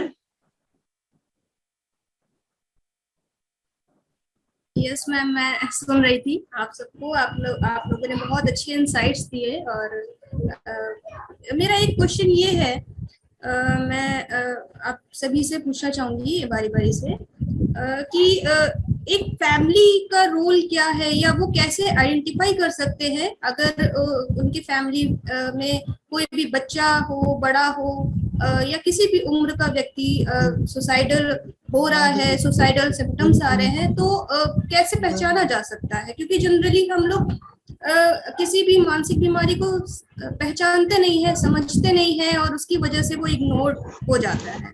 देन किस तरीके से पहचान सकते हैं और उनकी किस तरीके से हेल्प की जा सकती है एक फैमिली मेंबर के? जिस उम्र का बच्चा है उसको उसी नॉर्मल उसके हिसाब से ही ट्रीट करना चाहिए, और उसके रोजमर्रा के कामों में कोई बाधा तो नहीं हो रही है, वो बहुत अकेले तो नहीं रहता, मतलब उसके नॉर्मल सिम्टम से अलग कुछ सिम्टम है, बहुत अकेले तो नहीं रहता, हर वक्त कमरा बंद तो नहीं रहता है, उसके साथी संगी क्या है, वो टाइम पास कहाँ कर रहा है, और वो गैजेट्स के साथ में कितना एक्सपोज्ड है, इन सब चीजों को देखना चाहिए। अगर पेरेंट्स को इंडिकेशन में कोई शब्द या कोई हरकत दिखती है तो उसको छुपाना नहीं चाहिए, उसके बारे में बच्चे से बात करें और एक्सपर्ट्स के पास जरूर जाएं।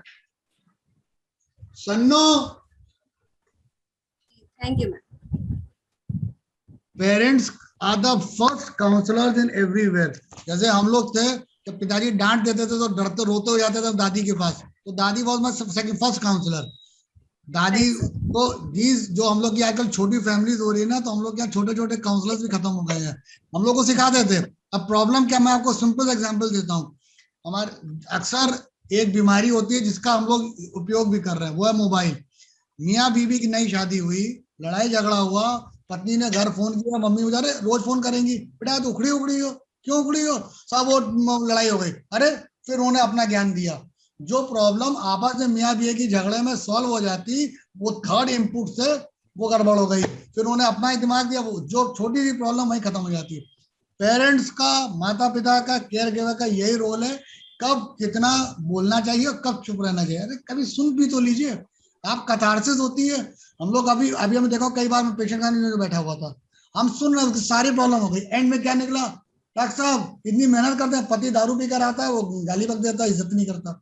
मतलब पूरी बीमारी का डिप्रेशन क्या निकला, पति इज्जत नहीं दे रहा, यही तो एंड हुआ। तो साहब अब मैं चाहूँ तो 2 गोली और बढ़ा दूं, मैंने 1 गोली सी बढ़ाई, कुछ नहीं किया था। आप सुनना जो कैथार्सिस, जो साइकोलॉजिस्ट ने हमें वेट करा रहा था कुमुद या कोई बोले, कैथार्सिस शब्द सबसे इंपॉर्टेंट बात है। एटलीस्ट अपने दिल की बात कह तो लो, सुन लो, हल्का हो लेगा, फिर अपने आप अच्छा बताओ बेटा क्या करना चाहिए, खुद ही ज्ञान दे देगा वो अपना। आदि बीमारी का इलाज सिर्फ छोटी छोटी है, उसको बड़े विकराल रूप लेने मत दीजिए। अगर छोटी सी प्रॉब्लम हो रही है, आप बच्चों से पूछिए, बेटा अगर तुम पढ़ोगे नहीं तो क्या करोगे, पढ़ना तो चाहिए, पढ़ने से समझ में आएगा। अरे क्रिकेट भी खेलोगे तो भैया इसकी जो बारीकी कैसे समझोगे? समझ दिमाग तो होना चाहिए, उसके लिए भी तो पढ़ना चाहिए। आप उसको उस हिसाब से समझाइए, तर्क दीजिए, कुतर्कों का भी कुतर्क दीजिए, तभी तो आपको समझ में आएगा। अक्सर क्या होता है कि आपने कई उल्टे सीधे, सब पूजा क्यों करें, अरे भाई पूजा क्यों ना करो। अब आप अरे साहब logical, I don't believe, I am atheist. हमने कहा अच्छा very good, you are atheist, चलो ठीक, क्या करोगे सब? अच्छा क्या करोगे, व्हाट इज पूजा?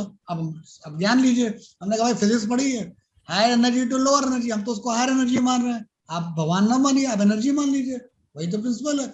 आप हर चीज को अगर आप लॉजिकल ढंग से थोड़ा सा धैर्य पूर्वक और बात सुनकर आंसर करें, आधी प्रॉब्लम समझ। सबसे बड़ी बात क्या, आजकल किसी के पास टाइम नहीं है। व्हाट्सएप और जो सोशल मीडिया में माता पिता के पास ही कम टाइम है। काम करके आते हैं, खाना बनाने के आते हैं, चलो अपडेट करना होता है, चलो आई एम वेरी हैप्पी, वो अपडेट कर नई डिश बनाई। तो ये तो हम लोग की लाइफ है।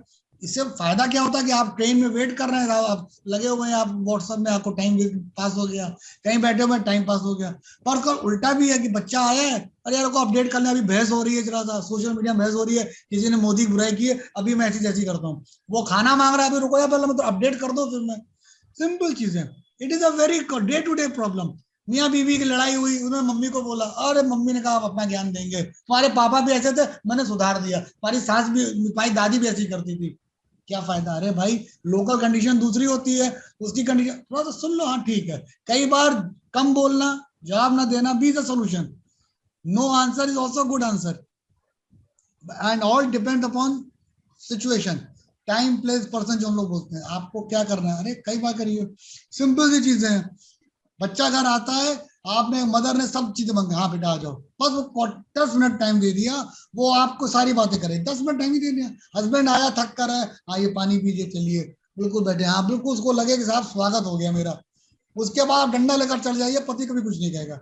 सिमिलरली वो जा रहा है, उसको मालूम है कि ट्रैफिक आएगा, 50 चीजें, अरे भाई 10 मिनट जा रहा है, वेरी गुड, हैप्पी फेस से भेजिए। उसको लगे तो कि भैया घर जाएंगे तो बीबी चढ़ेगी नहीं, 4 बातें नहीं सुनाएगी, फलाना नहीं कहेगी। एक मीर सिंड्रोम हम लोग के टाइम में हुआ था कि साहब, एक कई बार बोले हमारे पेशेंट, बोला डॉक्टर साहब मेरे फादर मर गए, मेरी बीवी नहीं रोई, और मीर मर गया तो 3 दिन खाना नहीं बना। मीर एक सीरियल आता, सास भी कहूँ वो, तो हमने कहा वेरी गुड। तो अब आप देखिए हम लोग सोशल वर्ल्ड से कितना जुड़ जाते हैं। जरा सा साहब, अरे वो सिद्धार्थ शुक्ला मर गया, अरे मर गया भैया ठीक है, मर गया बुरा लगा, वेरी ओके। अरे भाई घर में और भी तो चीजें हैं, बताइए क्या हो गया, इतना हष्ट आदमी है, अब आप इतना बॉडी बिल्डिंग करता है, ये हो गया फलाना, अरे भाई फौजी भी तो मर जाता है, हम लोग इतने दुखी होते हैं। सोशल वर्ल्ड को रियल वर्ल्ड क्यों मान रहे हैं? It is just a virtual world, virtual मतलब नकली दुनिया। नकली दुनिया को हम लोग यूज करिए, और अगर जरूरत होती है, आजकल के बच्चे क्या होते हैं, इतना ज्यादा मोबाइल और उसमें लगे रहते हैं, इंस्टा में लगे रहते हैं। आप इंस्टा में दोस्ती होती है, गर्लफ्रेंड बनते हैं, बॉयफ्रेंड बनते हैं, शादी होती है, तलाक हो जाता है, तो क्या क्या हो जाता है। वर्चुअल वर्ल्ड में क्या फायदा, आपने जब हकीकत जाना ही नहीं। अरे भाई हम भी अगर आज लाइव में बैठेंगे तो हमने पहले शेव किया कि भाई I should look presentable. Facebook क्या है, इट इज ऑल प्रेजेंटेशन। क्यों चाहते हैं लोग बंधन के, कोई चाहेगा कि ऐसा ही उल्टे सीधे जैसे नॉर्मल साइकेट्रिस्ट होते हैं वैसे हम भी बाल बिखरे होकर खड़े हो सकते हैं? हम तो और भी लगेंगे साइकेट्रिस्ट को, कि हमारे साइकेट्रिस्ट माना ही जाता उल्टी खोपड़ी होते हैं। लेकिन आजकल प्रेजेंटेशन का जमाना है, you know how to present yourself. Similarly with your children, तो ये चीज सिंपल, कुछ टाइम प्लेस पर्सन, थोड़ा सा धैर्य। और अक्सर क्या होता है कि जैसे हम लोग जब आते हैं तो बेसिकली जब साइकेट्रिस्ट के पास आते हैं तो लोग आते हैं भाई दुकान मतलब दवा लिखो, ये करो। It is the job of you people, you people are the guardian. हमारे यहाँ जो साइकोलॉजिस्ट को ज्यादा, जब तक उससे वो बात नहीं करती हम नहीं देखते हैं, क्योंकि कम से कम वो आधी प्रॉब्लम, 50 प्रॉब्लम लिख कर आते हैं, 3 निकलती है। आपने सुन लिया, आधी प्रॉब्लम वही सॉल्व हो गई। तो साहब ये होता है, ये होता है, तो सर में दर्द फलाना, अरे भाई दर्द सबको होता है। अगर हमको भी रात में जगना होगा या अगले दिन दिक्कत होगी तो नॉर्मल है, ठीक, इसको एडजस्ट करना, ठीक, ओके, नो प्रॉब्लम। हर चीज के लिए आप क्विक फिक्स सोल्यूशन तुरंत हमको चाहिए, तुरंत मैगी सिंड्रोम, 2 मिनट में मैगी बन जाए, तो मैगी बनेगी, फिर पेट में दर्द ही होगा आपको। तो यही सिंपल, वी शुड बी थोड़ा सा लाइफ स्किल्स, जो बार बार जो कुमुद मैडम कह रही हैं, it's a very good thing. इसमें हम लोग भी टास्क फोर्स में थे, डॉक्टर जब संजय चुग ने बनाया था दिल्ली में, तो हम लोग भी इसके टास्क फोर्स थे, तो हम लोग ने भी यहाँ पे बोला टीचर्स। मैं अपनी स्कूल गया, मैं मेथोडिस्ट का हूँ, कानपुर के मेथोडिस्ट हाई स्कूल, मैं भी टीचर के पास गया, टीचर बोला अच्छा बेटा हमने तो I thought you have come to teach me. हमने कहा नो मैम। और जब उन्होंने हमको कहा लेक्चर लेने के लिए, तो जब मैं गया ऑल्दो हमारे आधे घंटे बात हो गई तो मैं चाय पी चुका था उनके। जब मैं गया तो मैं जब नीचे मुझे बुलाया गया तो मैं सबसे पहला काम किया कि मैंने पैर छुए उनके। एंड पीपल वो आकाश कि मैं इंग्लिश मीडियम स्कूल में हूँ, मैं गया हूँ, सारी बातें करूँ, मैंने पैर छुए। हमने कहा संस्कार अपनी जगह, छोटी सी चीज। हमने अपने आप को ज्यादा स्मार्ट नहीं, हमने बोला ma'am you have taught me, आप ही ने मुझे बनाया, छोटी सी रिस्पेक्ट दे दी। आप बच्चों को भी थोड़ा रिस्पेक्ट करके, भाई तुम गधे हो, तुम कुछ नहीं आता, अरे यार तुम्हें क्या मालूम, तुम लोग तो यार जबरदस्ती लाइफ में रहते हो, जरा सा रिस्पेक्ट। ठीक, मतलब मुझे लगता है कि किसी की रिस्पेक्ट देने में कोई बुरी बात नहीं है, ये तो हम लोग के सनातन संस्कार है। तो आप जरा सा रिस्पेक्ट दीजिए, you will get respect plus time. जब भी आप आए, बच्चा है तुरंत फोन ऑफ कर दो। हाँ जी बिल्कुल, आई टू कॉन्टेक्ट, बताइए क्या हो गया, आपको आज ही पढ़ना समझ में आएगी, बच्चा उसी में रो देगा, मम्मी ये हो गया, लड़ाई हो गई, मैं पढ़ नहीं पा रहा हूँ, मुझे समझ में नहीं आ रहा है, कॉम्प्लेक्स चीजें होती हैं। पेरेंट्स, हम ही लोग के घर के लोग ही तो पेरेंट्स बनते हैं, हम ही लोग के घर के लोग टीचर्स बनते हैं। टीचर्स भी तुरंत तुरंत होमवर्क खत्म करना चाहती है। किसी से आप बोल दीजिए, किसी से आप बोल दीजिए कि मैडम मेरे बच्चे को ध्यान दीजिए, अरे मैडम वो तुरंत आपके ऊपर जिम्मेदारी दे देगा, अरे आप लोग ध्यान दीजिए। आप 40-50 बच्चों को आप जरा सा टीचर बोलिए। हम लोग के यहाँ टीचर मुर्गा भी बनाता था, पिटाई भी करता था, और हम लोग डॉक्टर भी बना दिए। भाई उन्होंने समझाया सही ढंग से, हम लोग रिस्पेक्ट भी करते हैं, आज भी रिस्पेक्ट करते हैं।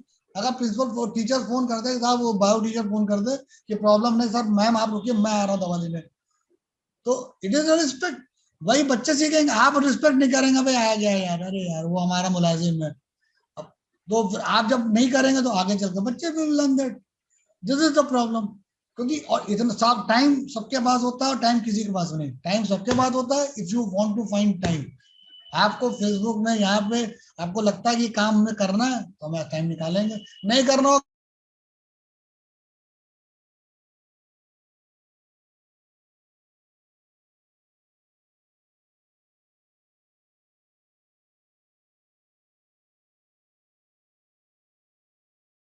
बेटा तो वो दवा की जरूरत नहीं है, तुम्हारी मम्मी पापा को डांटने की जरूरत है। क्यों? सीटी करा के चले आए आप, सीटी नॉर्मल, अरे बीमारी होगी तो निकलेगी ना। हम कह रहे हैं आप मेरी साइकोलॉजी, बस वो बात ही तो करती है, अरे तो भाई आप क्या चाहते हैं, साइकोलॉजी भागना तो कोई वैल्यू ही नहीं है अपनी, तो दवाई तो देते ही नहीं है। दवाई ना देना, आप टाइम देती है, हम लोग 15 मिनट देते हैं, आप लोग आधा घंटा देते, time is also very important, time देकर वो करते हैं, but it is responsibility of us also. आप विश्वास करिए, जो काम आप लोग जो झेल नहीं है, हम लोग जाते थे तो साहब गए, साहब नए गए आज से 2000 में कार्ड भेजा अपना, अच्छा क्या हो तुम, सब पागलों वाले हो, ये फिजिशियन बोल रहा है, जब पागलों वाले हो। मतलब हमने कहा सर 2 सीन थी अभी कटवा कर आए हैं, तो जवाब मिलता था। हम जब आए तो कहते तुम यार बोल भी रहे हो हंस भी रहे हो, क्योंकि ज्यादातर जो हमारे पहले साइकियाट्रिस्ट थे उनके बाल नहीं थे, और मैं थोड़ा सा क्या जो भी हो हंसता मुस्कुराता था, आईएमए में एक्टिव था, टिकट भी, तो क्या तुम तो हंस रहे हो, तुम साइकियाट्रिस्ट होकर हंस रहे हो। हमने कहा सर बेचारा क्यों की साइकियाट्रिस्ट है, तो मतलब ये प्रिज्यूम कर लिया कि तुम लोग एबनॉर्मल हो। पहले वो चिढ़ते थे पागल, अरे यार अब तुम लोग नींद की दवा दोगे, हमने कहा साहब जगने की भी दवा देते हैं, आप नींद ही क्यों दो रहे, हम आपको थेरेपी बता रहे हैं, हमने आधे घंटे आपको काउंसलिंग करके बताया साहब ये करिए, फिर चलते थे यार एक गोली लिख दो यार वो ज्यादा अच्छा है, सो जाएंगे, कौन इतना करे आधे घंटे। आप किसी से पूछिए वजन बढ़ रहा है, हम आपको टिप्स देते हैं, वो एंड में क्या यार कोई दवा मिल जाए, कोई पाउडर मिल जाए, कोई क्विक फिक्स मिल जाए, बस वो ले लें पतले हो जाए। उसी प्रकार डिप्रेशन भी है, आप तरीका बताइए, आप जो सेरेब्रल पैल्सी वाली मैडम बैठे, आप बताइए कि नहीं आप कोई दवा दे दो या जल्दी ठीक हो जाए। क्यों? हम लोग जल्दीबाजी में रहते हैं, दौड़ रहे हैं, क्यों पता ही नहीं, अरे भाई पता नहीं क्यों दौड़ना है, पता नहीं, आप रिलैक्स रहिए। जैसे मैं हूँ, जब मैं आया हमने अपनी खुद एनालिसिस की, हमें समझ में आ गया अच्छा मैं नंबर 1 डॉक्टर नहीं बनूंगा, मस्त रहूंगा, आज भी खाने पीने को मिल जाता और क्या चाहिए। इन दी एंड यही बच्चों को सिखाना कि भैया तुम अगर, बहुत सारे लोग कितने इंडस्ट्रियलिस्ट भूखे मर रहे हैं, परेशान है, आधे डिप्रेशन में, क्यों साहब परेशान है। आजकल ड्रग एडिक्शन बच्चों में इतनी ज्यादा एडिक्शन हो रही है, शराब तो छोड़िए, शराब तो 11th का बच्चा पी रहा है, ड्रग्स ले रहे हैं। आजकल आप पूछे किसी बच्चे के एकदम, आप देखिए मैंने भी 12th में एक का बुलाया गया, हमने कहा अच्छा मैं चेकिंग करता हूँ, 4 लोग का किया तो लड़ाई हो गई, नहीं तो आप चेक नहीं करेंगे, और ह्यूमन राइट दुनिया भर का। हमने कहा अच्छा बताओ कंडोम है कि पोर्न है, निकल आया। हमने कहा देखिए ये आपके 11th-12th के बच्चे हैं और आप इसको सबसे अच्छा कह रही है, हमने निकाल लिया। खैर जो भी हो, this is what is happening. आपने एक अच्छी चीज थी भाई, चाकू से खून होता है और चाकू से ऑपरेशन होता है। अब आपको यूज है कि चाकू सब्जी भी तो कटेगी, तो आपको खून ही क्यों करना है। आपको मोबाइल से बहुत सारा आजकल सारा काम हो रहा है। हम लोग इंटरेक्ट कर रहे हैं, आप लखनऊ में बैठे हैं, कानपुर कहाँ का, हम लोग आराम से काम कर रहे हैं, ये भी काम हो रहा है ना। और इसी में फोनोग्राफ भी दे सकते हैं। तो ये तो आपकी मेंटालिटी है। हमें बोला डॉक्टर साहब ये तो सभी देखते हैं। हमने कहा भाई मेरा मोबाइल ऑन है, इसमें कोई लॉक नहीं है, आप खोल लीजिएगा। तो आप शो करिए विद एग्जाम्पल। दूसरी बात क्या होती है कि इन the and are you happy? चलो तुम इंजीनियर बन गए, तुम टॉप के वो बन गए, are you happy with it? भाई कहीं तो लिट लगाओगे ना। In the end you have to be happy to do things which you are happy. कोई परवर्ट तो 90% तो होते नहीं कि आप किसी को दुख होने में दुखी हो। किसी जैसे कुछ लोग बच्चे आए जो बस टंगड़ी मार दी, लड़कियां का आप स्कूल में जाइए, कोई चोट खींच रहा है, च्युइंगम फेंकना वाला शुरू हुआ था, उल्टी सीधी हरकतें, फोटो, मोबाइल रहता है, मोबाइल गलत जगहों पे लेना। तो तुरंत देखो हमें इलेक्शन बोला बेटा ये जो कर रहा है, तुम्हारी बहन भी तो होगी, हो सकता है कि मैं बहन नहीं तो तुम्हारी वाइफ होगी, कल को उसके याद होगा, तुम्हें कैसा लगेगा? सिमिलरली तुम व्हाई डू सच थिंग्स? क्या परवर्जन ही मजा है? नॉर्मल में भी तो मजा हो सकता है, जरूरी तो नहीं तीखा चीज ही अच्छी लगे, दाल चावल में भी कहीं बड़ा अच्छा लगता है। तो you have to show with illustration, we show with natural and proper examples. आप क्या फेक दुनिया में रहते हैं? आपने कहा था कहीं है सलमान भाई दुनिया भर का, सबको मालूम है कि ड्रग्स लेता है वो, बॉडी बिल्डिंग आधी से ज्यादा it is all steroid. And में क्या होता है, पगला घूमते हैं। तो भाई क्या फायदा? आप मत करिए, आप नेचुरल रहिए। फिट रहना जरूरी है। इतना तगड़ा बॉडी बिल्डर होकर भी हार्ट अटैक से मर गया, इससे अच्छा भाई नॉर्मल लो। हमें कहा बच्चा बोलो तो बिल्कुल भी नहीं करते, तो कितना दिन जी रहे हैं। बात है। बहुत बढ़िया सर, बहुत बढ़िया। बहुत सारे प्रैक्टिकल एग्जांपल्स ने दिए और सीधा इंडिकेशन है पेरेंट्स अगर क्वालिटी टाइम देते हैं तो चीजें आसान हो जाती हैं और कथनी और करनी में अंतर ना हो। बच्चा इमिटेशन से सीखता है, बच्चा इंस्ट्रक्शन से नहीं सीखता है। और आप करिए। दूसरी बात क्या, ये बिल्कुल होता है, आप अपने पेरेंट्स से भी वैसे बात करते हैं, आप करिए।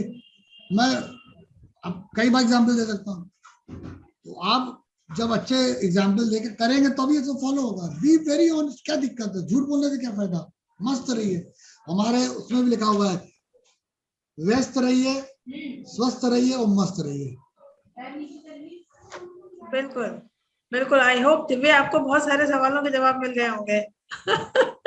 Sir is wonderful. Yes, sir. Very nice. Thank you, sir. Thank you. Thank you, ma'am. Thank you. I would like to thanks to organiser कि डॉक्टर मजीद से भी आज मुलाकात हो गई और बहुत अच्छी अच्छी बातें भी पता चल गई। Sir has left the meeting. Jayvati please unmute yourself.